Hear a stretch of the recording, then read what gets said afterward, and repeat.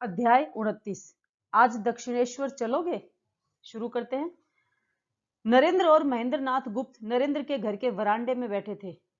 ठाकुर तुम्हें स्मरण कर रहे थे। क्या कह रहे थे? हाजरा ने बताया है कि तुम फिर किसी मुकदमे में पड़ गए हो। पुराना मुकदमा है, मकान वाला, बाबा के समय से ही चल रहा है। हाजरा को अब मालूम हुआ होगा। ठाकुर क्या कह रहे थे? ठाकुर ने कहा, नरेंद्र जगदम्बा को नहीं मानता। देह धारण करके शक्ति को मानना चाहिए। शक्ति को अस्वीकार करने में उसका इस सीमा तक जाना अच्छा नहीं। अब तो शक्ति के ही अधिकार क्षेत्र में आया है। जज साहब भी जब गवाही देते हैं तो उन्हें अपने आसन से उठकर गवाह के कटघरे में खड़ा होना पड़ता है। फिर उन्होंने मुझसे पूछा, क्या तुमसे नरेंद्र की भेंट नहीं हुई? मैंने बताया कि इधर नहीं हुई। बोले, एक बार मिलना और गाड़ी में बैठाकर यहां ले आना। नरेंद्र ने कोई उत्तर नहीं दिया। आज दक्षिणेश्वर चलोगे? नहीं, आज मुझे बैरिस्टर के पास मिलने जाना है, मुकदमे की अगली तारीख के लिए। इस आर्थिक स्थिति में तुम मुकदमा कैसे लड़ रहे हो? नरेंद्र अपने अधरों पर एक अवसन्न मुस्कान ले आया। बैरिस्टर बाबा के मित्र हैं, वे हमारी सहायता कर रहे हैं और कुछ घर का सामान बिक रहा है।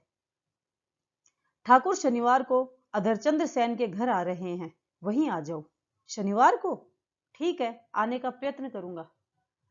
ठाकुर अपने कमरे में अकेले बैठे सहजावस्था में हल्के हल्के कोई गीत गुनगुना रहे थे। नरेंद्र ने आकर उनके चरण पकड़ लिए। ठाकुर ने उसकी ओर देखा। क्या है रे, आज यह सब क्या हो रहा है? आपने कहा था कि अपनी माँ और भाइयों के पालन का दायित्व मुझे सौंपा गया है। हाँ, कहा तो था। यदि माँ की यह इच्छा न होती तो तेरे पिता का देहांत क्यों होता? अपने दायित्व को पूर्ण करने में मैं सर्वथा असमर्थ रहा हूं। तो जिसका दायित्व है उसे ही लौटा रहा हूं, तो मेरे पांव क्यों पकड़े हुए हैं? आप जगदम्बा से कहें कि वह अपना काम अपने हाथ से करे, मुझे इस दायित्व से मुक्त करे। क्या हो गया है आज? तेरा पौरुष इतना दीन क्यों हो रहा है? क्योंकि अपने पौरुष का भ्रम मिट गया है। मेरी माँ और भाइयों का कष्ट दूर करने के लिए आपको जगदम्बा से प्रार्थना करनी होगी। ठाकुर छिटक कर अलग खड़े हो गए। मैं ऐसी सांसारिक बातें माँ से नहीं कहता। उसकी माया है, वह स्वयं चलाए जैसे उसका मन चाहे। मैं टांग अड़ाने वाला कौन हूं? नरेंद्र हठपूर्वक बोला, जब संसार उसका है तो सांसारिक बातें भी तो उसी से कही जाएंगी। तू कहां मानता है कि संसार उसका है? मानता है क्या? माँ को तू नहीं मानता, इसलिए तुझे कष्ट है। यह सत्य नहीं है कि माँ को मानता नहीं, सत्य तो यह है कि मैं माँ को जानता नहीं। तो फिर तू उससे क्यों कहलवाना चाहता है जिसे तू जानता ही नहीं? उससे ही क्यों नहीं कहता जिसे तू जानता है? नरेंद्र की आंखें गीली हो गई। उसी से तो कह रहा हूं, मैं तो केवल आपको ही जानता हूं। आप माँ को जानते हैं तो मेरे लिए आप ही उनसे कहिए। अरे, मैंने कितनी बार तो कहा है, माँ नरेंद्र का दुख कष्ट दूर कर दो, पर तू माँ को मानता नहीं, इसलिए माँ सुनती नहीं। आप फिर कहिए, मेरी ओर से कहिए। जब तक न माने तब तक कहिए, नहीं तो मैं आपके चरण नहीं छोड़ूंगा। तू तो बहुत हठी है रे। अच्छा, तू स्वयं माँ से कह। तू माँ को नहीं जानता तो जान पहचान कर। नरेंद्र को लगा कि ठाकुर ठीक कह रहे हैं। वह व्यर्थ ही हट कर रहा है। जान पहचान करने से ही तो परिचय होगा। अपना मार्ग स्वयं अपने पैरों से चलना होता है रे। किसी के कंधे पर चढ़कर कितनी यात्रा हो सकती है। माँ मेरी बात सुनेंगी? क्यों नहीं सुनेंगी? जगदम्बा है वे, सबकी माँ। पुत्र की प्रार्थना पर ध्यान नहीं देंगी क्या? नरेंद्र आत्मलीन सा सोचता रह गया। क्या कहे वह? आज मंगलवार है। रात को काली मंदिर में जाकर माँ को प्रणाम कर। तू जो कुछ मांगेगा माँ तुझे वही देंगी। ठाकुर के स्वर में वचन का सा भाव आ गया था। मेरी माँ चिन्मयी ब्रह्म शक्ति है। उन्होंने अपनी इच्छा से इस संसार का प्रसव किया है। वे चाहें तो क्या नहीं कर सकती। ठाकुर के चरणों पर से नरेंद्र की पकड़ शिथिल हो गई। ठाकुर ने अपने पैर खिसका लिए। नरेंद्र उठ बैठा। जा, मन की उद्विग्नता शांत कर। चिंता, विरोध और अहंकार को गंगा में तिरोहित करा। मन में सतोगुण की वृद्धि कर। माँ का ध्यान कर। नरेंद्र उन्हें हाथ जोड़कर गंगा के तट पर जा बैठा। रात का एक प्रहर बीत चुका था। नरेंद्र वैसे ही गंगा तट पर बैठा था। ठाकुर उसके निकट आ खड़े हुए। जा, अब मंदिर में जा, माँ के दर्शन कर। अपने परिवार के लिए जो मांगना हो मांग ले। नरेंद्र ने एक बार दृष्टि उठाकर उसके चेहरे की ओर देखा और फिर उठ खड़ा हुआ। वह मंदिर की ओर चल पड़ा। ठाकुर भी उसके पीछे पीछे चले। किंतु उनकी चाल पर्याप्त धीमी थी। वे मंदिर की ओर न जाकर अपने कमरे में बैठ गए, जहां से मंदिर का द्वार दिखाई पड़ता था। उन्होंने देखा कि नरेंद्र मंदिर में प्रवेश कर रहा था। नरेंद्र ने मंदिर में प्रवेश किया। उसका चेहरा जैसे आवेश से दीप्त था। मन में आतुरता थी। अपने चारों ओर वह जैसे किसी दिव्य अस्तित्व का अनुभव कर रहा था। उसे लगा मंदिर जैसे इस लोक का अंग नहीं था, उसमें तो दिव्य ऐश्वर्य का लोक वर्तमान था। उसने दृष्टि उठाकर मां की प्रतिमा की ओर देखा। वहां निर्जीव प्रतिमा नहीं थी, यथार्थ में ही चिन्मयी, अनंत प्रेम और सौंदर्य की आधार रूपिणी सशरीर विद्यमान थी। नरेंद्र का हृदय भक्ति से आप्लावित हो रहा था। अत्यंत विहल बालक के समान उसके कंठ से एक सिसकारी उभरी। आंखों में अश्रु आ गए। उसके हाथ जुड़ गए और मुख से निकला, मां। वह भूमिष्ठ हो मां को बार बार प्रणाम करता रहा। न मन में और कुछ था, न जिह्वा पर। बार बार स्वतः ही उच्चारित हो रहा था, मां। वह जैसे मां के दर्शनों से अभिभूत था। कई बार प्रणाम कर मां मां पुकार लेने के पश्चात उसकी दृष्टि मां के मुख पर जैसे चिपक गई। उसका संपूर्ण अस्तित्व उसकी दृष्टि में ही समा गया। उसके मुख से प्रस्फुटित हुआ, मां, मुझे भक्ति दो, वैराग्य दो, विवेक दो मां, ताकि मैं तुम्हारा अबाध दर्शन करता रहूं। उसे लगा वह किसी शांति सागर में किसी शांत द्वीप पर बैठा था। आसपास कुछ नहीं था।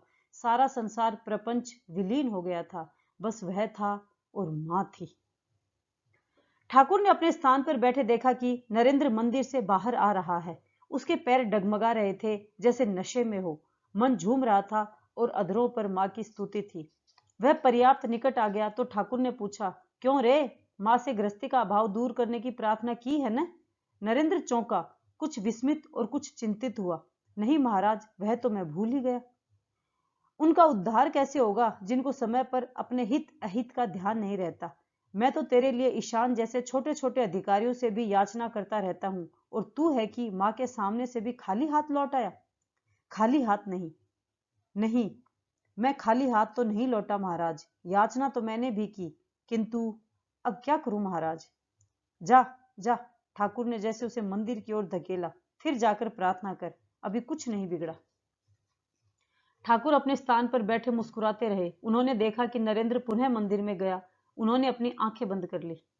ठाकुर ने अपनी आंखें खोली। नरेंद्र मंदिर से बाहर आ रहा था। वह क्रमशः उनके निकट आता गया, किंतु ठाकुर के चेहरे पर कोई उत्सुकता अथवा जिज्ञासा नहीं थी। वे जानते थे कि क्या हुआ। नरेंद्र उनके निकट आ गया। क्यों रे, अब की बार तो कह आया न? नरेंद्र चौंका। उसकी तल्लीनता भंग हुई। वह जैसे किसी सम्मोहन से जागा। नहीं महाराज। तो फिर क्या कराया? मैं तो अपने वश में ही नहीं रह पाता महाराज। मां को देखते ही उनके प्रभाव से संसार की सारी बातें भूलकर केवल ज्ञान, भक्ति, लाभ की बात ही कह पाता हूं। यह क्या रे, स्वयं को संभाल कर वैसी प्रार्थना क्यों नहीं करता? हो सके तो एक बार और जाकर उन बातों को कह आ। जल्दी जा।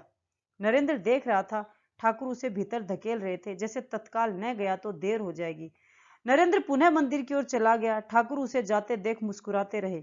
इस बार मंदिर में प्रवेश करने पर नरेंद्र का अनुभव आत्मविस्मृति का नहीं हुआ। मां सामने साक्षात खड़ी थी। नरेंद्र का अपना अस्तित्व भी विलीन नहीं हुआ। उसे स्मरण रहा कि वह क्या मांगने आया है। मां स्नेहमयी दृष्टि से उसकी ओर देख रही थी, जैसे पूछ रही हो, क्या चाहिए तुझे? मांग, जो मांगना है तुझे मांग। लज्जा के मारे नरेंद्र के पांव जड़ हो गए, कंठ सूख गया और जिह्वा निस्पंद हो गई। उसने मां की ओर देखा। मैं और कुछ नहीं मांगता मां, मुझे ज्ञान और भक्ति दो। उसका मन एकाग्र होता गया। तुम्हें पराया मानकर तुमसे मांगने आया था, जैसे तुम्हें मेरा ध्यान ही न हो। मां को अपने शिशु का ध्यान नहीं होगा तो और किसे होगा? मां ने यदि अपने शिशु के मुख से दूध का कटोरा हटा लिया है तो उसका भी कोई कारण होगा। शिशु को कोई ऐसा रोग होगा जिसमें दूध पीना उसके लिए हानिकारक होगा। मुझे भक्ति और ज्ञान दो मां, केवल भक्ति और ज्ञान, और कुछ नहीं। मां, मां। ठाकुर अपने स्थान पर बैठे नरेंद्र को मंदिर से निकलते देखते रहे। वह पूर्णतः आत्मलीन था। क्यों रे, मांग लाया मां से धन दौलत? नरेंद्र ने एक दृष्टि उन पर डाली और सीधे उनके चरणों पर जा गिरा। आपने ही मुझे विस्मृति में डाल दिया। मेरा यह मति भ्रम आपका ही दिया हुआ है। अब आपको ही कहना होगा, जिससे मेरे परिवार वालों को अन्न वस्त्र का कष्ट न हो। अरे मैं तो वैसी प्रार्थना किसी के लिए भी नहीं कर सका, मेरे मुख से तो वैसी कोई सांसारिक याचना निकलती ही नहीं।